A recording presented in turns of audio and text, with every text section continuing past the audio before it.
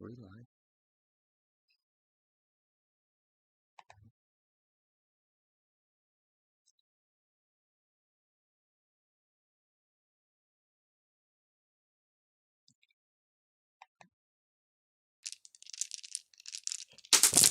Oh, that's a lot of damage!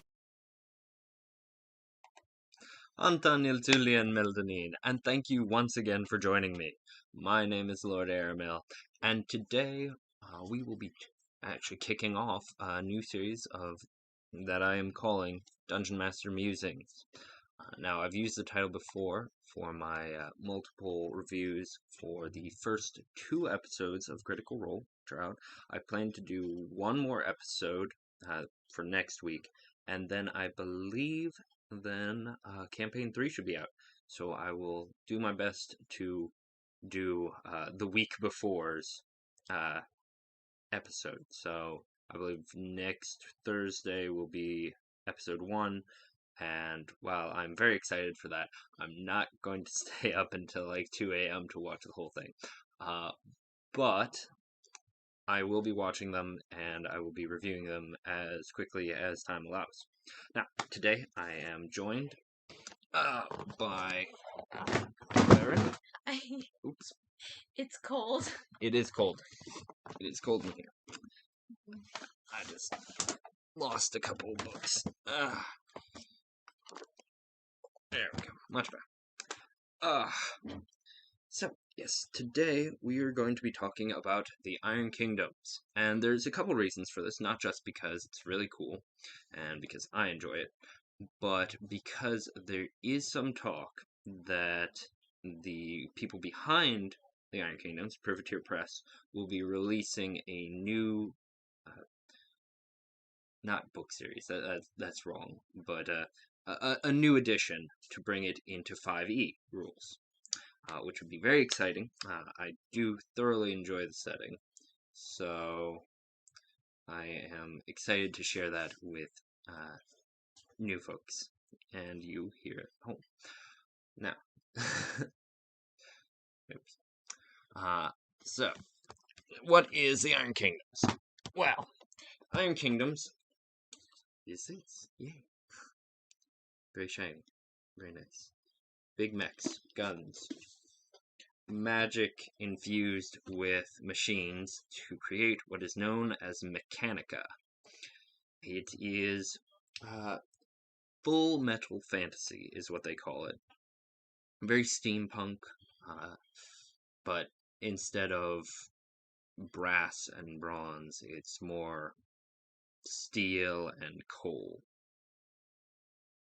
Still a lot to do with steam-powered, lots of X-turbine and what have you.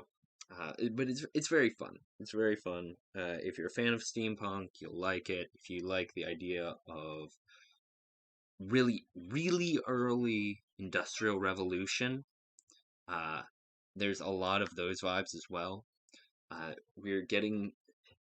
Historically, it's about the point where there's that kind of turnover from individual craftsmen and kind of conglomerating into larger factories. So we're during that shift. So you will still see a lot of, blacksmiths and individual gunsmiths and the like. But there are, it even talks about how one really prominent gunsmith up in one of the nations that I'll talk about has started just bringing on apprentices, and instead of making all of the rifles, he just guarantees all of the rifles. So there's rifling. There's a type of gunpowder called blasting powder, which is technically 2 different powders that are alchemically created so that when they touch each other, they explode, which chemically is just so wrong. 2 powders shouldn't really be able to interact. But you know what? We're also throwing around fireballs, so let's we'll suspend our disbelief ever so slightly more. But what are the Iron Kingdoms? Well, the Iron Kingdoms, here, there, as I try and figure out exactly where on my screen it is. The Iron Kingdoms refer to what's known as Western Immorin. Immorin is a continent upon the world of Cain. Now, my pronunciations should not be taken as gospel. I have heard a few of these pronounced differently, so keep that in mind. So, up north, we have Kedor, way up there. Yeah. Kedor is basically pre-Soviet Russia in fantasy mode. Alright. So, the people drink Vyatka. There's a lot about kind of post-serfdom. It is really like right before the kind of Soviet takeover. Of course, I have my wonderful mana potion here. Don't mind me. Vyatka. Skull. So, I'm just gonna set that somewhere in the Meridius. So it is bounded by the Meridius, a massive ocean. Oh yes, I also Meridius. Yes, I also have the map up here, but I figured that would be too difficult for you all to see. So you have Kedor, so fantasy Russia. Cool. You have Ord, which is kind of this nice middle ground. I might have to. No, you can't really see much from there. Okay. It's just south of Kedor. Yeah. Following the coastline. Right. Yeah, as we go down the coast, you hit Ord. Ord is poor. It is incredibly poor. And its main claim to fame is its excellent ships, its excellent sailors, and the fact that they put the two together to make pirates. Yay, pirates. The city of Five Fingers, which is the main pirate haven, is located in Ord. And a lot of value flows through that, which is how... I shouldn't say that's how Ord stays afloat, but that's pretty much how Ord stays afloat. I applaud your choice of words. Exactly. I did that on purpose. I'm sure you did. Below Ord, you get Signar. Signar is very much a traditional monarchy. I said that weird. Monarchy. So it is your typical fantasy kingdom, basically, just taken to this next level.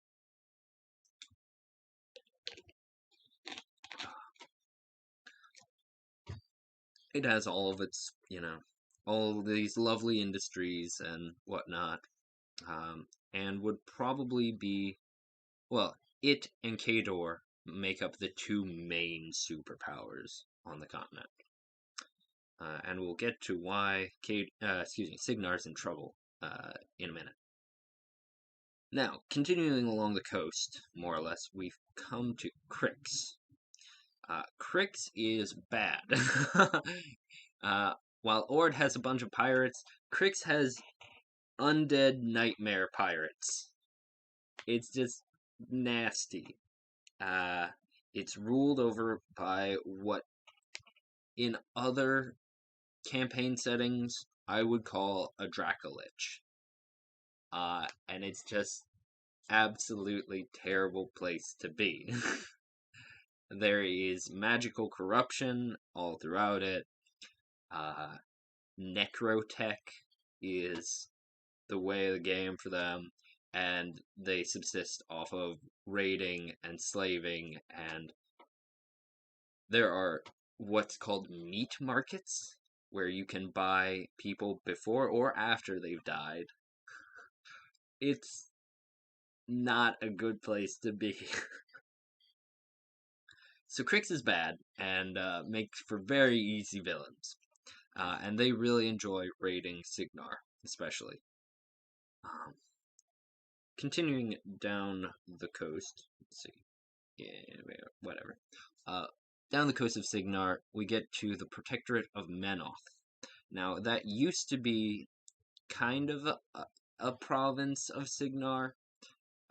Really, it was kind of an unclaimed wasteland for the most part. Like, you had a few tribes of people just kind of chilling out in that whole area. But now we have a nation. There was a big old civil war in Signar, and the Protectorate didn't quite lose so much as they left. And ostensibly, they're still kind of part of Signar, but at this point, they really aren't.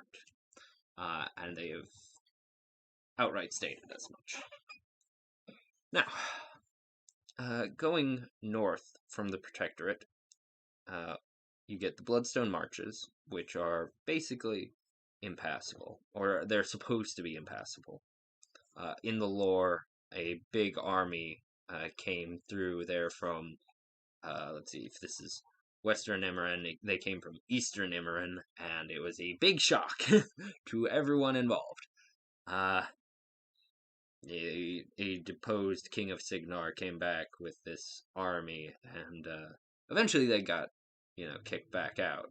But now everybody is on edge about that as well. But north of the Bloodstone Marches, you get Ios, which is a very insular elven kingdom, which I won't talk too much about, but suffice to say that the elves are, even more than most fantasy settings, they are dwindling in power.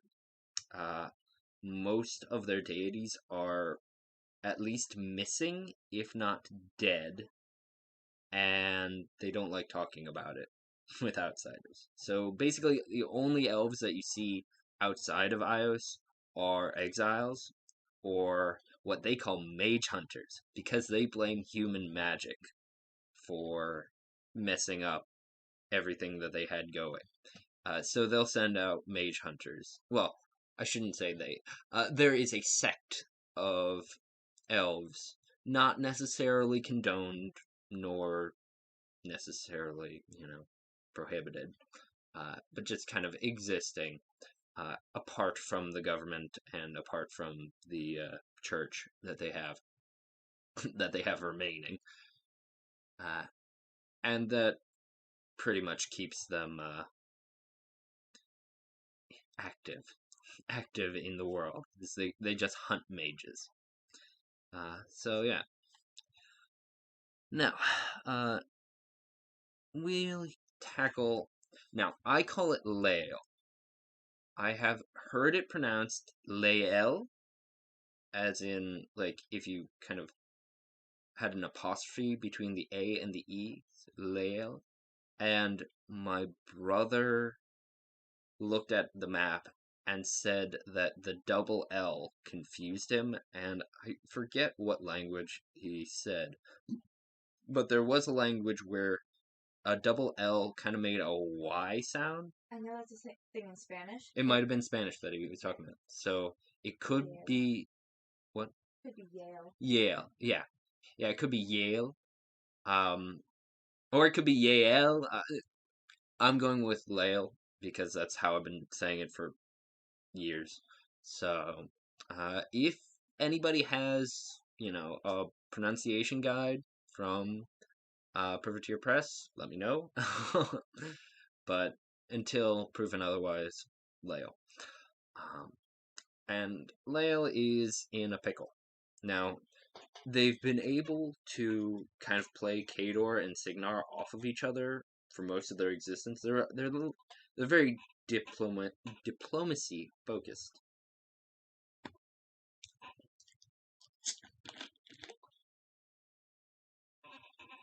More mana needed. So, Layla's played Kador and Signar off of each other. They've been diplomatically focused, and they're kind of a cultural hotspot for the kingdoms. Very much interested in. It's a bit like pre-revolutionary France in a way, because you definitely had the upper crust and the lower crust. It's a very squeaky chair. Sorry, I have a new chair since the last time I did a Musings video, my Aramil Musing videos, and this is much nicer but squeakier.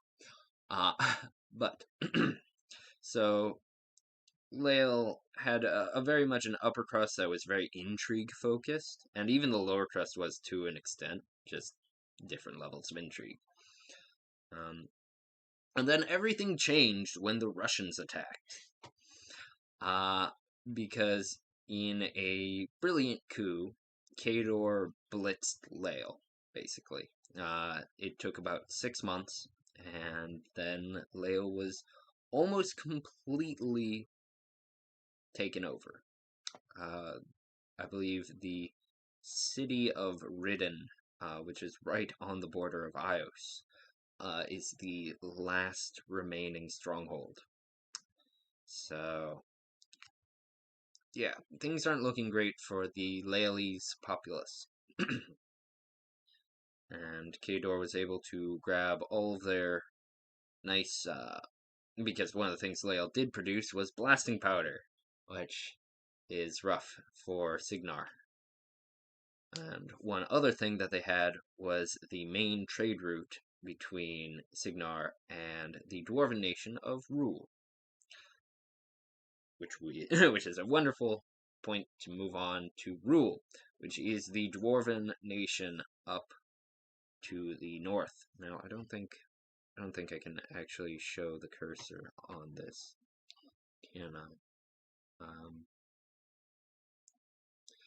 Claren has the stream up. There's just a little bit of delay. I'm not seeing it on. Okay, that's fine then. It's fine. It's yeah, it's clear enough. Corner. Yeah, northeast corner of the map. Right. It's the northeast corner of the map. Just big old mountain range where you expect to find dwarves. Dwarves are fun. Dwarves, they're fantasy dwarves. They're pretty stereotypical, I guess. There's nothing terribly special about the dwarves. They are early adopters of the human invention of the railroad, and have pretty well thoroughly adopted that. If you wait. Yep.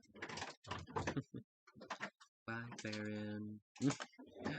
Alright, so, other fun things about Western Amaran is that the races available are actually significantly changed from standard Player's Handbook. So you have several ethnicities of humans, each which give their own optional ability adjustments. Oh, welcome back.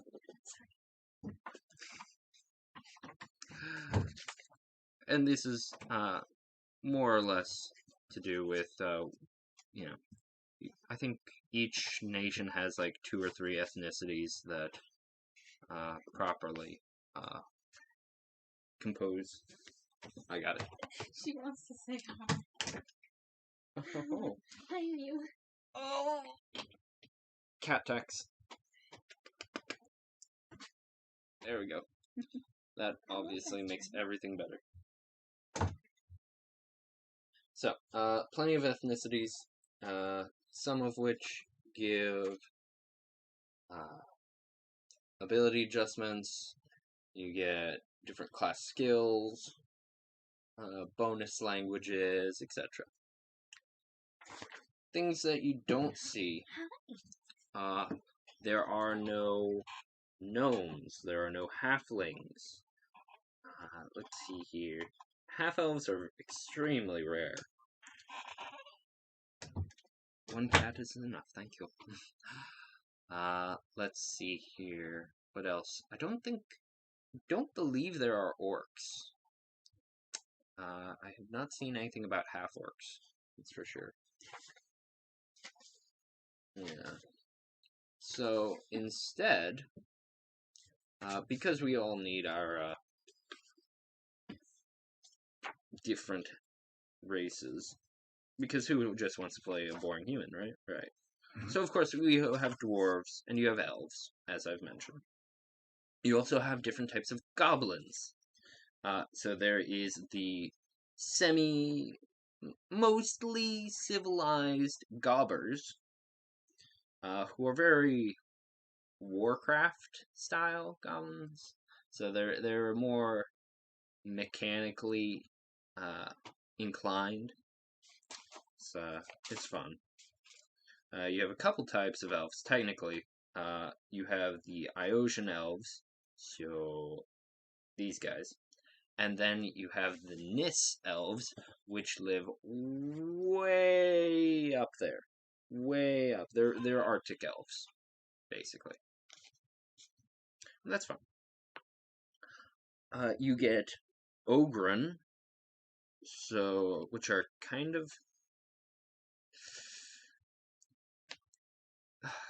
of a halfway point between ogre and humans.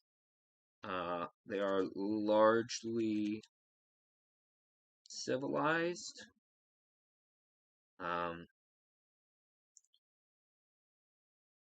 They're kind of the filling the void of the half-orc, what's a good term for it? Niche. Yeah. So, very strong, but not very intelligent.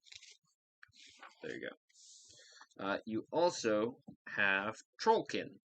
So, just different, not quite as strong as proper trolls, but they have damage reduction and poison resistance and heal twice as quickly. And even regenerate limbs very slowly. Okay, we're gonna quickly... That's distracting.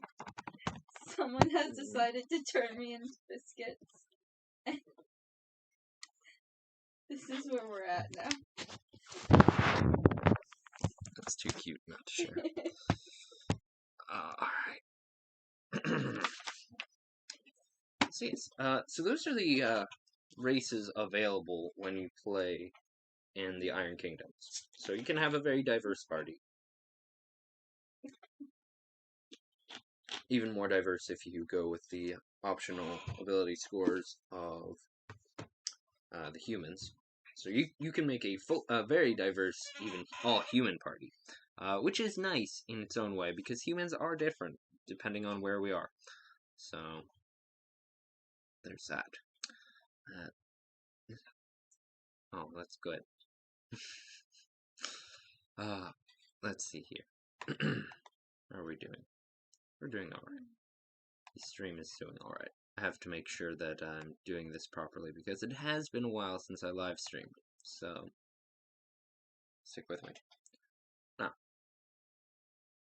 Kador and Signar are currently at war, which is the main thrust of world politics, as it were. Let's see. It's okay. Ord is currently at peace with both of them, and are doing their best to maintain neutrality, which is turning out well for them, because now they are the main trade hub. Rule is kind of upset, because its main trade artery with Signar, its main trade partner, was severed by the Kadoran invasion. Lael is almost completely occupied and is a puppet state. Ios has closed off its borders, And the Protectorate of Menoth has decided that now is the time to burn the filthy heathens. Because it's a big old theocracy dedicated to Menoth. I didn't mention that. I'm sorry. I should have.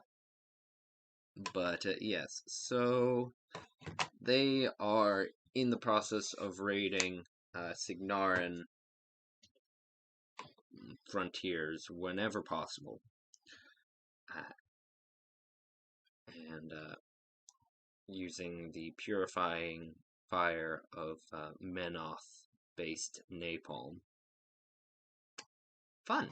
Yes. Oh, hello. I'm you. Are you... Oh, you've decided that it's time to go. That's enough cuddles? Okay. That's enough cuddles. That's enough drooling on the cleric for the day. So that's the state of the geographic and political nations. Now, there's a lot more that is going on, which is really fascinating stuff. Now, the main thrust of the whole campaign setting is that they have what's known as Mechanica. Right? So, Mechanica, in its how to properly, it's engineering mixed with magic. Yes, it's definitely mechanical. And Spicy steampunk. Spicy steampunk, yeah, right. Not terribly wrong. I can't fault you on that one. I'm trying to find a proper picture. I had a couple, and I did not save that. Oh, here we go. Yeah, we'll go with this. Bam. There we go. Look at that. Look at that. That is a warjack. So, it's silly. Incredibly impractical, but hilarious in its own ways. And terrifying if it was actually coming at me. So, warjacks are the big and obvious signs of Mechanica, as we have, this thing thundering across the battlefield. It's basically an autonomous robot. It is a magical... Yeah, that one. It is a magical automaton fueled by coal, basically. And just under the mental control of a mage, more often than not. Yeah, these things are, they're bruisers. And they are so intrinsically linked that, they're on the cover. So, there's that.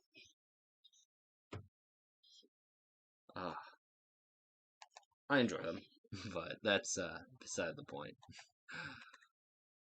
But Mechanica goes beyond that, because in the Iron Kingdoms, it is dangerous to create major magical items.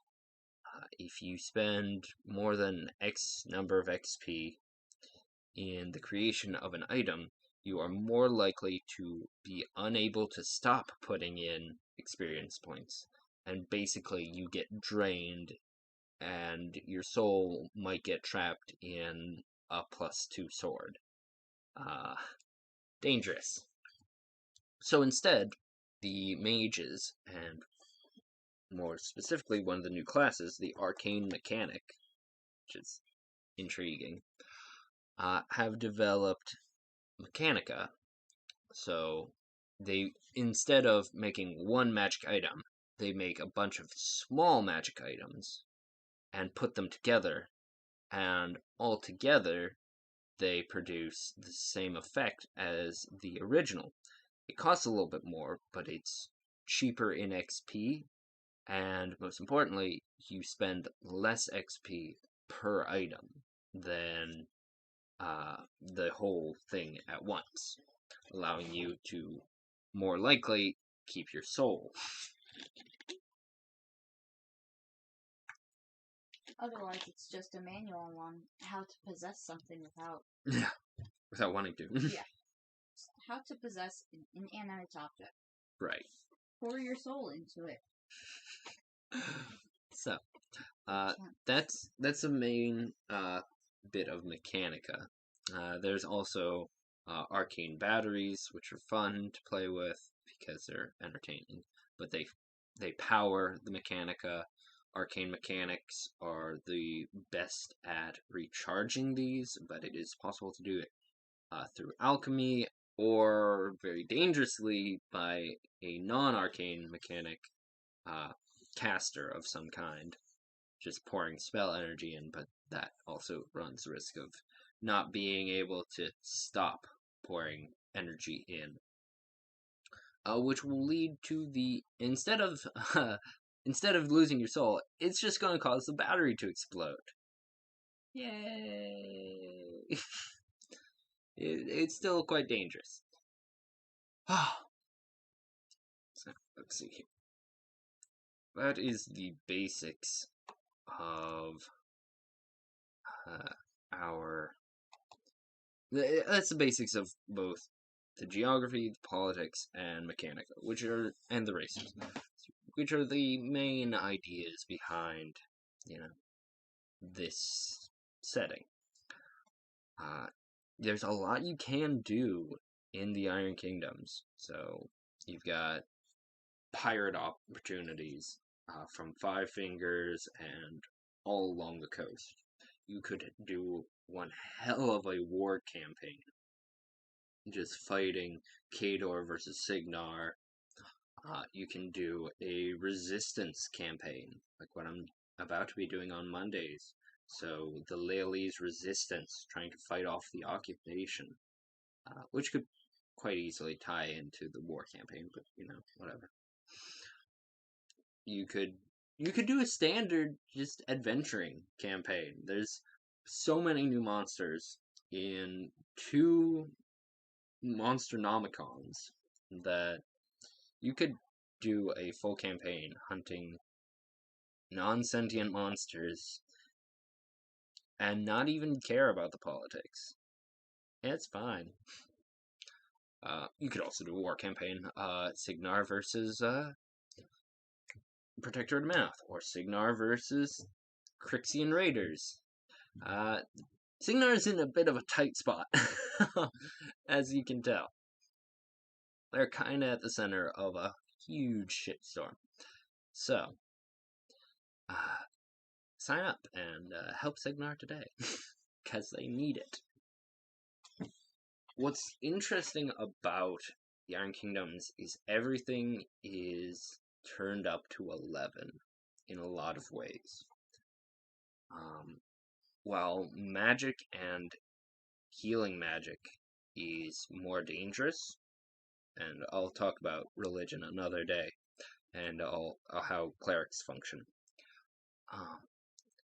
It seems like a lot of the example NPCs that you get are very high leveled. You have guns which produce a hell of a lot of damage. You have cities with huge populations. We're talking like 70,000 people in one town in Lael. Alright, like there was an example of Kadoran atrocities where they destroyed a city of like I think they killed 60,000 people. And while that was enough to, still be talked about and whatnot, that was just an event that happened. So you have these massive metropoli? Cities with, tens, if not hundreds of thousands of people. This is a big place. Other campaigns, you could do a complete exploration campaign, because there are maps of all of Imran. There is a continent known as Zu, which the Western Immaries, know very little about. So if you're a DM who likes the campaign setting, but doesn't care much about Cato or Signar or the like, that's fine. Send them on down. They're now explorers. Cool. And which is a wonderful place to introduce, more standard D&D. So, Iron Kingdoms for 3.5. Fascinating. I love it. Iron Kingdoms for 5th edition. I'm looking forward to it. And speaking of, I hope that this finds you well. And I hope you enjoy this video as much as I have. So, hopefully next Saturday I will also do a stream. Maybe talk about religion or other such. So, Hantanil Tulien Melody, and thank you once again for joining me. I've been Aramil. Hi. Wrong. Goodbye. I don't know. This has been Claren. We look forward to seeing you next time. There you go. And until we meet again, dear friends, farewell.